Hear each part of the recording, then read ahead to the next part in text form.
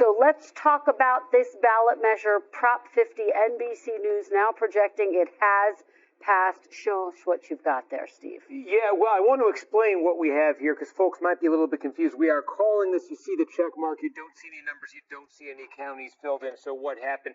What happened is we took exit polls in all of the key states and in New York City tonight. In the exit poll on this proposition, the margin for yes was so overwhelming in the exit poll and so consistent with all of the data we had seen in the run-up to the election that our decision desk is going to call this based on that exit poll. I want to make it clear that's not an unusual practice. You probably don't notice it a lot, like on a presidential election night, but a state like California will be called like this. We don't tend to pay much attention to it on a presidential election night because we're in the middle of North Carolina and Georgia and Wisconsin and showing you results from all the swing states. But there are a lot of states out there that are very lopsided states, either Democratic or Republican states. And when you get an exit poll that really just confirms that, the state will be called that quickly. So that is what you're seeing happening here. Our decision desk has made the determination based on what they've seen in the exit poll and some other data that they can call this for yes right away. And again, we will start seeing big batches of votes come in here very shortly. All right, and Steve, Callie, go ahead. I just want to say one super interesting thing that's coming out of our exit polls here, and I don't want to get to California, but when you talk about this redistricting, when you talk about the exit polls as Steve does here, there was a really interesting data point because we asked, the exit pollers asked, do you think each state's congressional district lines should be drawn by the party in power or by a nonpartisan commission? Overwhelmingly, look at this, 92% of people said it should be a nonpartisan commission. And yet, look at the breakout here, right? More than half of those people who said they want to see a commission do it said they voted for Prop 8, for Prop 50, wanted to actually see California redraw these lines. What does that say? Due credit to our political unit, Ben Cameron or Bridget Bowman. Yeah.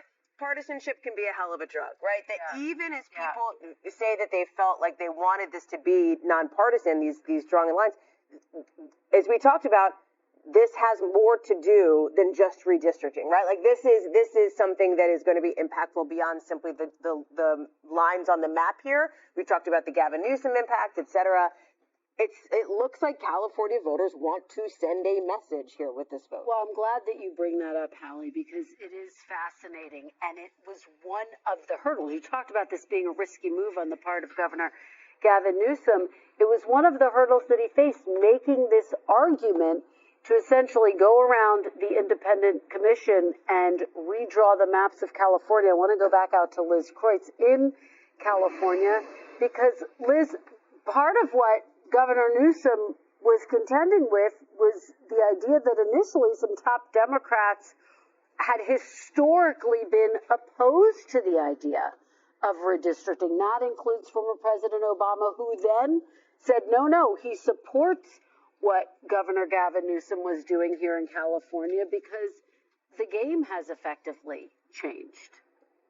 Yeah, Kristen, I mean, when Governor Newsom first announced this, there was definitely a sense that this was going to be an uphill battle. Right now, up until now, there is this independent, bipartisan redistricting commission that was put into place by former Governor Arnold Schwarzenegger, extraordinarily popular here in the state, that draws the congressional lines every 10 years.